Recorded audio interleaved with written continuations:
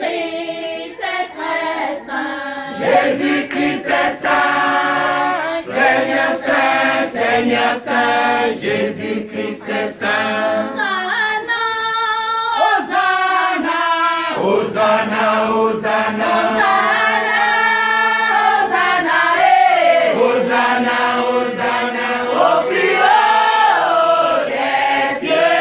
Hosanna, Hosanna, Hosanna, Hosanna, Hosanna, Hosanna. Hosanna, Hosanna, Hosanna,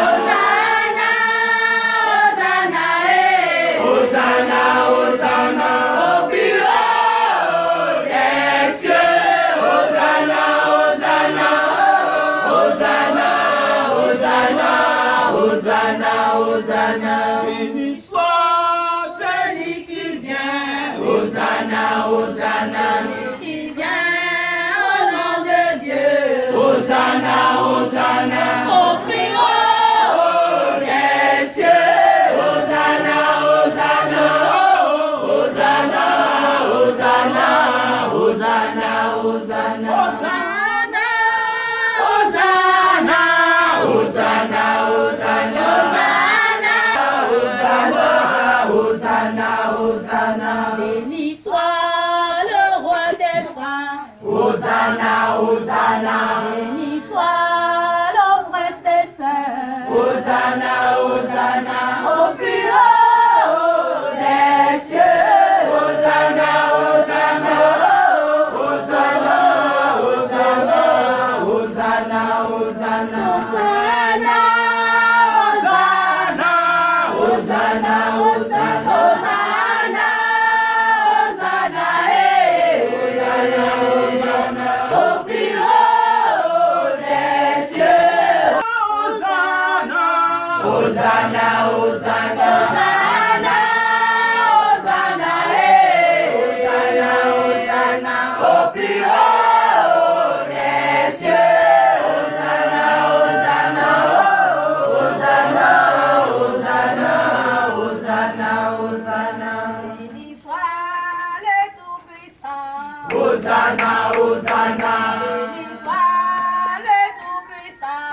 Hosanna, Hosanna, Hosanna, Hosanna, Hosanna. Hosanna, Hosanna, Hosanna, Hosanna, Hosanna, eh. Hosanna, Hosanna, au plus haut des cieux. Hosanna, Hosanna, Hosanna, Hosanna, Hosanna, Hosanna. Amen. Amen. Je vous salue tout le peuple de Dieu.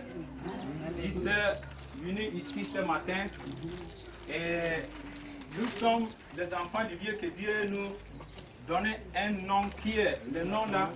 Même les chefs qui sont sur la terre n'ont pas ce nom là.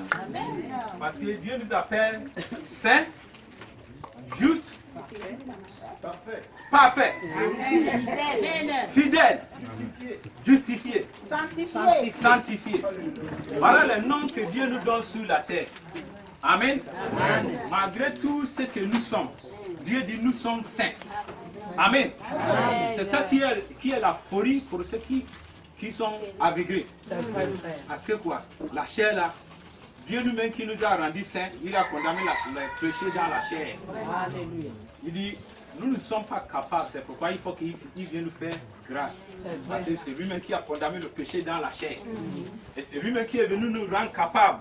C'est lui-même qui est venu nous appeler saints, justes. Amen. Et si aujourd'hui, Dieu dit tu es saint, tu dis tu n'es pas saint, ça en garde que toi. Amen. Moi, hier le soir, moi, j'ai cru. J'ai reçu en moi que je suis saint. Amen. C'est pas n'importe qui. Et ce matin, Dieu a fait que nous soyons ensemble pour édifier sa parole. Sa parole qui nous donne la vie et la joie et la paix. Amen. Et son serviteur au milieu de nous ce matin qui va nous édifier. Dieu va l'utiliser pour nous amener à une autre dimension. Amen. Et ce matin, c'est une joie, vraiment. Amen. Parce que Dieu a créé aussi les nouveaux parmi nous qui vont comprendre ce que nous avons cru. Amen. Amen. Et vous savez que ça c'est notre coutume. Si nouveau et un étranger vient au milieu de nous, la première chose qu'on nous donne c'est la parole de Dieu. Amen. Amen. Non, ici c'est pas pour faire les commandies. Pour appeler les gens pour venir recevoir les miracles, les guérissions et la prospérité. Amen. Nous, notre miracle, c'est au-dessus de tous les miracles. C'est vrai. Parce que Christ est mort sous la croix. Il nous a délivré de la mort et la vie. Voilà notre miracle. Nous sommes sauvés Dieu a fait éternellement. miracle. J'étais mort. J'étais mort depuis ici. Des années. Il est venu faire un travail une fois seulement pour me donner la vie. Alléluia. La vie éternelle, mon frère. C'est pas ce que quelqu'un le sida il est guéri, ça c'est pas le miracle. Si tu es guéri, tu finis pour mourir. Alléluia. Amen. Est-ce que Lazare, qui Jésus a ressuscité, il vit encore? Non. Voilà.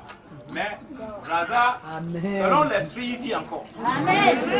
Mais la chair, on ne le voit plus. Donc si quelqu'un vient faire le commandit que Dieu m'a fait délivrer, il est passé les délivrances, il était malade, on a prié, la maladie est finie, ça c'est pas la délivrance. La délivrance c'est que ton âme est sortie de la mort à la vie. Amen. Amen. Et ce matin, il y a au milieu de nous que Dieu va leur donner aussi la vie comme nous. Amen. Donc, sans retarder, nous aurons invité notre apôtre Nana Mathias et que Dieu l'a utilisé pour nous donner cette opportunité et nous allons l'inviter et édifier le groupe. Amen.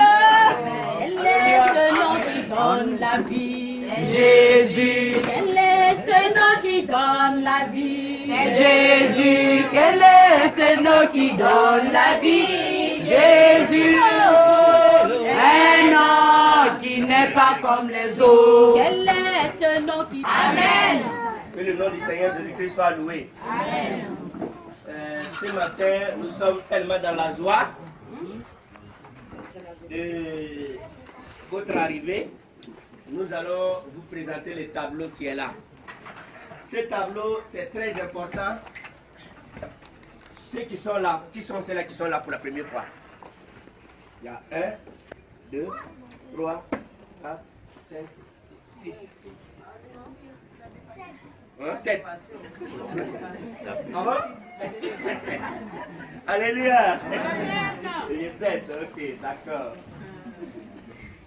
Bien.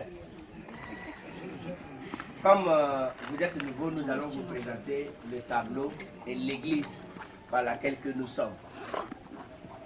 Nous avons pris un message. Voilà pourquoi nous nous réunissons ici. Donc il est très important que, comme vous êtes arrivés, on vous présente ce message. Restez tranquille pour vous écouter. Après avoir fini, je vais vous laisser, vous allez poser des questions. Dans l'explication, si tu n'es pas d'accord sur quelque chose, il ne faut pas avoir peur. Il faut dire non. Sur ce côté-là, je n'ai pas compris. Moi, je ne suis pas d'accord avec ce sujet et nous allons travailler. Donc, que le nom du Seigneur Jésus-Christ soit loué. Amen. Voilà, ça c'est l'Ancien Testament, ça c'est le Nouveau Testament. C'est l'Ancien Testament et le Nouveau Testament qui forment la Bible. Nous avons 7 époques, c'est-à-dire 7 dispensations. La dispensation d'Adam, Noé, Abraham, Moïse. Ça c'est l'Ancien Testament. Nous avons la dispensation de Jean-Baptiste et Jésus-Christ et l'Église. Ça c'est le Nouveau Testament. Nous avons les apôtres qui est dans cette église. Après les apôtres, nous avons les sectes pernicieuses. On peut les appeler aussi les sectes sataniques ou bien les églises envoyées par Satan. Le premier église satanique sur la terre, c'est catholique romain. Le deuxième, c'est quoi? Protestant, Troisième. baptiste, Quatrième. assemblée de Dieu, Le cinquième. pentecôtiste, Ici. alliance chrétienne, Ici, c'est quoi? témoin de Jéhovah. Est-ce qu'il y a d'autres encore? On peut avoir les barnamises, vie profonde, Céleste. centre évangélisation, Arrêtez de souffrir. Ça n'en peut même pas finir. Pourquoi ceux-là, ils sont des sectes sataniques? Ici, vous allez voir Bethany, ça appelle des vainqueurs. Dans Genèse chapitre 2, verset 16, Dieu a donné un commandement à Adam et Ève. Tu pourras manger tous les arbres, mais l'arbre de connaissance du bien et du mal, tu ne dois pas manger. Nous avons vu que Adam et Ève n'ont pas pu respecter. Comme Adam et Ève n'ont pas pu respecter, Dieu a laissé Adam. Il a pris Noé. Genèse chapitre 6, verset 8, il a donné un commandement à Noé. Construire l'arche. Noé a construit l'arche. Il y a 8 personnes qui sont rentrées dans l'arche. Ils sont sauvés. Après la mort de Noé, Dieu va choisir Abraham. Genèse chapitre 17, verset 9, il a donné un commandement à Abraham. Abraham et ses enfants ont fait la circoncision. Plusieurs personnes posent la question. Vous dites que bon, si Dieu traite la circoncision avec Abraham et Abraham et ses enfants ont fait la circoncision, est-ce que la femme aussi avait fait la circoncision à cette époque? Non, parce que la Bible dit que l'homme et la femme sont une seule chair. Je parle spirituellement parlant. Donc, comme Abraham a fait la circoncision, la femme d'Abraham applique maintenant, l'alliance applique à sa femme. Donc, Sarah n'avait pas besoin de circoncis, c'est Abraham, tout mâle. La Bible a été claire que tout mâle, c'est-à-dire que tout un garçon, si c'est un enfant qui est né dans ta maison, si c'est un enfant, il doit être circoncis, un garçon. Il n'a pas dit que les filles doivent être circoncis. Donc Abraham n'avait pas le droit pour circoncire les filles. Et Abraham a respecté. On n'a jamais vu un passage qu'Abraham a circoncis les filles, mais il a circoncis seulement lui-même. Il a circoncis lui-même et les enfants qui sont nés dans sa maison. Après la mort d'Abraham, Dieu va choisir Moïse. Selon Exode chapitre 20, verset 1, Dieu va donner 10 commandements à Moïse. Et Dieu ajoute encore 613 ordonnances. Donc Dieu a donné les 10 commandements plus 613 ordonnances. Ça, c'est le peuple d'Israël que Dieu a donné ça. Et nous voyons ici que notre tableau au commencement, je vous ai dit que dans le jardin d'Éden, pour vivre éternellement, il faut respecter l'arbre de connaissance du bien et du mal. Tu ne dois pas le manger. Adam et Ève n'ont pas pu respecter. Dieu va laisser Adam, il prend Moïse, il donne 10 commandements, il donne 613 ordonnances. Si l'homme n'a pas pu respecter un, il peut respecter 10. Il peut? Non. S'il n'a pas pu respecter 10, il peut respecter 613 ordonnances? Non. Bon, je vais poser la question au nouveau. Mettez-vous à la place de Dieu. Tu vas lui donner combien maintenant? Voilà, vous avez créé votre homme. Un homme, c'est votre créature, c'est vous qui l'avez créé. Il a donné un commandement. Il n'a pas pu. Tu donnes 10 commandements. Il n'a pas pu respecter. Tu ajoutes 613 ordonnances. Il n'a pas pu respecter. Tu vas lui donner combien?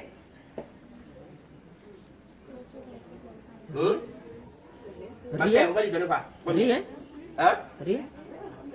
On ne va plus donner. Hein? Alléluia! Alléluia!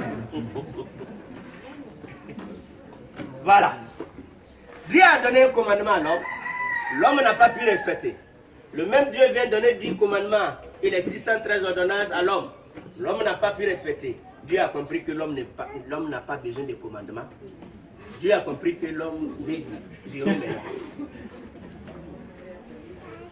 Mais il faut faire un travail pour annuler le péché qui a commencé ici avant de donner un 0 à l'homme. Le péché ici, c'était un arbre qui est planté. Le péché ici, c'est un arbre qui était planté et il faut le couper maintenant. Comment Dieu va faire? Dieu va envoyer Jean-Baptiste pour prophétiser sur Jésus-Christ. Quand vous allez voir la prophétie de Jean-Baptiste, quand Jean-Baptiste avait présenté Jésus, voici l'agneau de Dieu qui ôte le péché du monde. La prédication de Jean-Baptiste sur Jésus, vous allez voir que Jean-Baptiste dit que Jésus-Christ avait as dans sa main. As là, c'est pour couper quoi? C'est pour couper l'arbre là. Oui. Donc le péché était un arbre ici. Jésus-Christ vient maintenant avec as qui est très fort. Il ne va pas couper en haut, mais ça déclare que c'est dans la racine de l'arbre. Pourquoi de la racine que ça doit couper? Pour ne pas que ça pousse encore. Amen. Alléluia. Amen. Donc, c'est ici que Dieu a donné un commandement à l'homme. L'homme n'a pas pu respecter. C'est comme ça que Dieu va laisser l'Ancien Testament. Parce que l'Ancien Testament, il y a des erreurs. L'Ancien Testament, il y a des fautes. Dieu va abolir l'Ancien Testament. Il va traiter une nouvelle alliance avec l'homme. Qu'est-ce qu'il a fait? Il a envoyé Jean-Baptiste pour prêcher le baptême de repentance. Jean chapitre 1, verset 29. Jean-Baptiste va rendre témoignage de Jésus-Christ que voici l'agneau de Dieu qui ôte le péché du monde. Bon, Jésus a ôté le péché du monde, mais il n'a pas encore ôté. Il a ôté le péché. Le péché existe ou bien le péché est fini? Le péché est fini ou bien le péché continue? Hein? Fini. Le péché est fini. Ça a été ôté. Le péché est ôté. Mais pourquoi vous péchez chaque jour? Alléluia. Jean chapitre 1 verset 29. Jean-Baptiste va rendre témoignage de Jésus-Christ que voici l'agneau de Dieu qui enlève le péché du monde. L'agneau de Dieu qui est Jésus-Christ, quand il est venu, il est mort sur la croix. Il a été enterré, il est ressuscité. Quand Jésus-Christ était sur la terre, il n'y avait pas d'église. Dans Matthieu chapitre 16, verset 18, Jésus dit à Pierre, moi je te dis que tu es Pierre, sur cette pierre je bâtirai mon église. Sur cette pierre je bâtirai quoi? Mes églises. Mon église. Mes églises. Mon église. Combien les églises? Alléluia. Donc s'il y a 2 églises, 3 églises, 4 églises qui sont arrivées après, ça c'est des hommes. Mais l'église de Jésus-Christ est unique. C'est unique. Et cette église est née le jour de la Pentecôte. Actes chapitre 2, verset 38. Pierre a pris la parole pour dire que pour que l'homme soit sauvé, il faut remplir 3 conditions. Acte 2, 38. Pierre leur dit, repentez-vous et que chacun de vous soit baptisé au nom de Jésus-Christ pour le pardon de vos péchés et vous recevrez le don du Saint-Esprit. Comme des choses. 3. La repentance. 1. Le baptême d'eau au nom de Jésus-Christ pour le pardon des péchés. 2. La réception du Saint-Esprit. Pourquoi? Jésus-Christ pour sauver l'homme, je vous ai dit qu'il a fait comme des choses. 3. 1. Il est mort. Il a été enterré. Il est ressuscité. Il y a 3 péchés qui agissent sur l'homme. Le péché que tu as commis hier, le péché que tu as commis aujourd'hui, et le péché que tu vas commettre demain. Est-ce que vous comprenez? Jésus, il est mort pour le péché que tu as commis hier. Il a été enterré pour le péché que tu as commis aujourd'hui. Il est ressuscité pour le péché que tu commettras demain. Donc, pourquoi il a fait ces 3 travaux? Le 3 travail de Christ, c'est pour enlever le péché qui a été planté dans le jardin d'Éden, pour le détruire, pour rendre l'homme libre. Donc, si quelqu'un croit en Jésus, si quelqu'un est baptisé au nom de Jésus-Christ, si quelqu'un reçoit le Saint-Esprit, ses péchés passés, présents, futurs est pardonné. Amen. Lui, il est saint, il est juste, il est parfait. Voilà pourquoi Romains 8, verset 1 dit qu'il n'y a plus de condamnation pour ceux qui sont en Jésus-Christ. Donc, quand tu es bénéficié de 3 travaux de Christ, tes péchés passés, présents, futurs est pardonné. Toi, tu es une nouvelle créature. C'est comme ça que cette église a commencé à Jérusalem. À Jérusalem, quel est son nom? Église de Jérusalem. À Judée, Samarie, Thessalonique, à Rome, à Paris, au Gabon, au Togo, Franceville, Port-Gentil. L'église de Port-Gentil. Dans la Bible, l'église porte le nom de la ville. Je parle de la véritable église qui est dans la Bible. Ça porte le nom de la ville. Comme nous sommes ici au Sarbonas, je dis l'église de Sarbonas. À lui, l'église de Louis. PK9, l'église de PK9. À Montagnier, on dit l'église de Montagnier. C'est comme ça qu'au temps des apôtres, l'église portait le nom de la ville. Voilà Pierre, Jean, Jacques. Il y a Jacques. Il y a Paul, c'est des pasteurs, les apôtres qui étaient dans cette église. Ces hommes-là, ils ont écrit la Bible que nous avons dans la main, ils ont dit de faire attention. Après notre départ, les faux prophètes, les faux docteurs viendront. Quand ils vont venir, ils vont laisser ce que nous avons fait ici pour créer les sectes pernicieuses pour entraîner les disciples après eux. Faites attention, de ne pas les suivre. Donc c'est après le départ des apôtres que le diable va rentrer dans les cœurs des Romains pour créer l'église catholique. C'est les catholiques qui ont tué, c'est les Romains. Ce sont les Romains qui ont tué Jésus, n'est-ce pas? C'est les Romains qui ont tué les apôtres. C'est les Romains maintenant qui ont construit le premier basilique à Rome. Et ils disent que la première église sur la terre, c'est catholique. Bien. Si l'église doit avoir son siège, le siège de l'église doit se trouver où? À Jérusalem. À Jérusalem, parce que c'est là la première église a commencé. Mais pourquoi maintenant aujourd'hui, si on demande quelle est la première église sur la terre, les hommes vont dire catholique. Vous voyez qu'il y a un changement.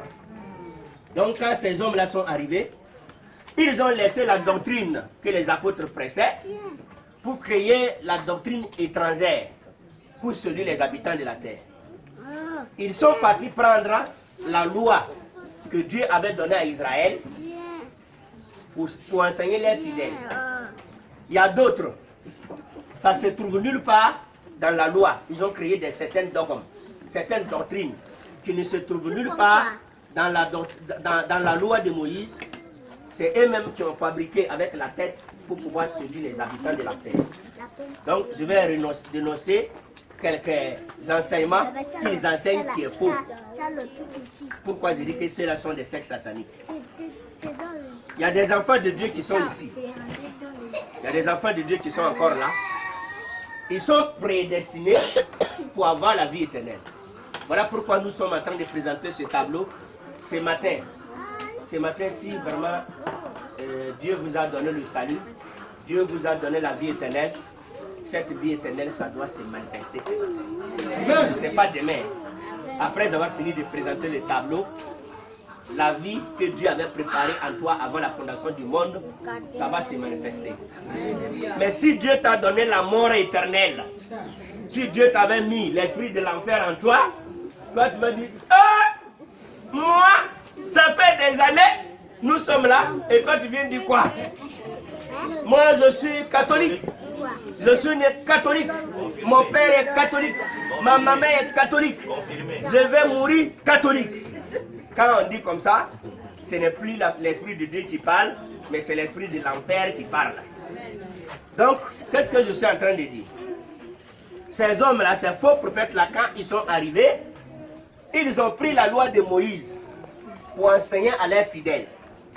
Il y a d'autres qui fabriquent même des lois qui ne se trouvent nulle part dans la loi de Moïse pour pouvoir séduire à leur peuple. Donc nous allons les dénoncer. La première chose qu'ils enseignent qui est faux, c'est la dîme et les offrandes. Tu veux bien? quand la dîme c'était dans l'Ancien Testament. Vous voyez le temple de Jérusalem? Le temple de Jérusalem avait 3 lieux. Le lieu très saint, et le lieu saint, et le parvis. Le souverain sacrificateur, lui, rentre dans le lieu très saint.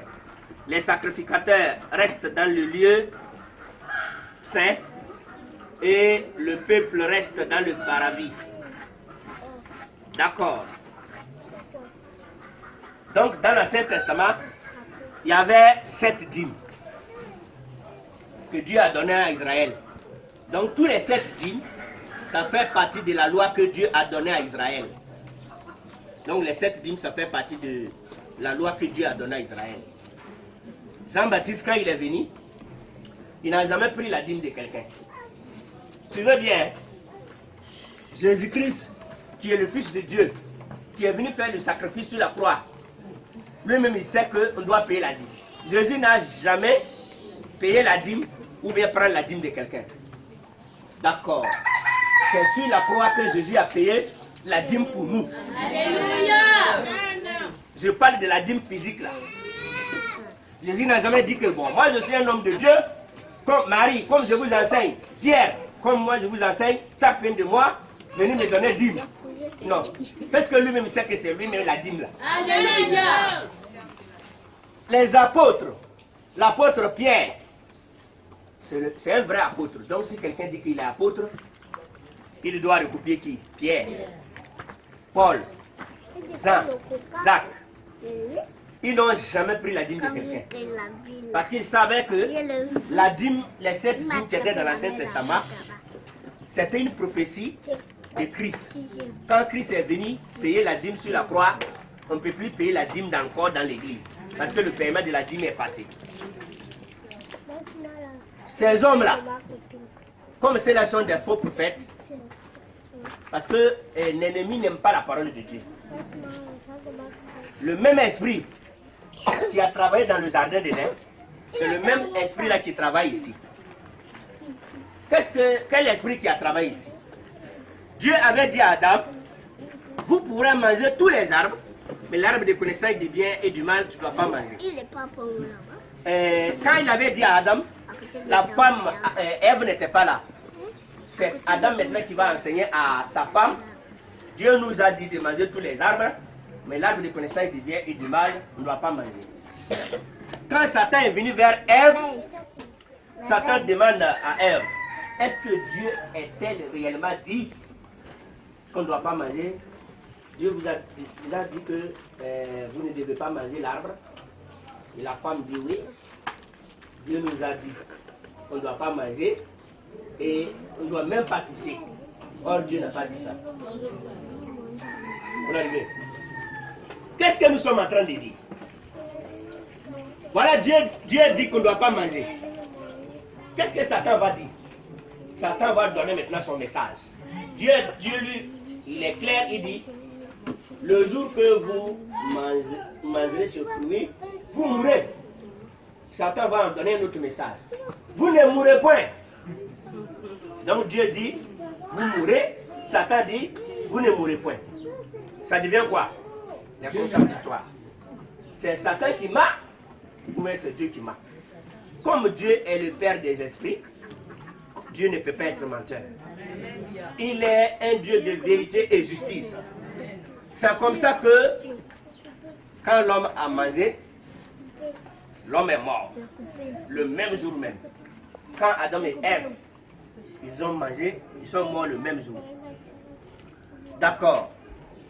Voilà, les apôtres savaient que Jésus-Christ a payé la dîme une fois sur la croix pour nous. Il n'y a plus de paiement de la dîme. Satan maintenant va envoyer ses apôtres. Satan va envoyer ses serviteurs pour dire, la dîme est finie ici. Non. Continuez de prenez la dîme. Et c'est comme ça que ces faux prophètes-là, les catholiques, et c'est chaque année qu'ils paient la dîme. Les protestants, chaque fin de mois, les baptistes, les assemblées de Dieu, les témoins de Jéhovah, Alliance chrétienne, les témoins de Jéhovah, les barnamis, les les centres d'évangélisation, Bethany, tous ces hommes-là, chaque fin de mois, ils vont dire, chut. Il y a des gens qui sont ici, ils n'ont pas encore payé la dîme, hein? Bientôt c'est la fin du mois. Amenez la dîme. Or, c'est l'esprit qui a travaillé ici, qui est en train de se manifester comme ça. Amen. Dieu dit, tu ne mangeras point. Si vous mangez, le jour que vous mangez, vous mourrez. Et quelqu'un d'autre vient dire que non, vous ne mourrez point. Ici, les apôtres disent, Jésus-Christ a déjà payé un jour. Ils vont prendre Malachi 3, verset 7. C'est grave. Pour escroquer les gens, pour mentir aux gens. Or, quand vous lisez Malachi 3, verset 7, c'est tellement clair qu'on ne peut plus payer la dîme aux autres. Par exemple, je vais prendre seulement Malachi 3, verset 7 pour qu'on puisse vous poser des questions. Ce n'est pas la lecture du Malachi 3, verset 7 qui a des problèmes, mais c'est la compréhension du Malachi qui a des problèmes. Parce qu'on peut lire la Bible sans comprendre.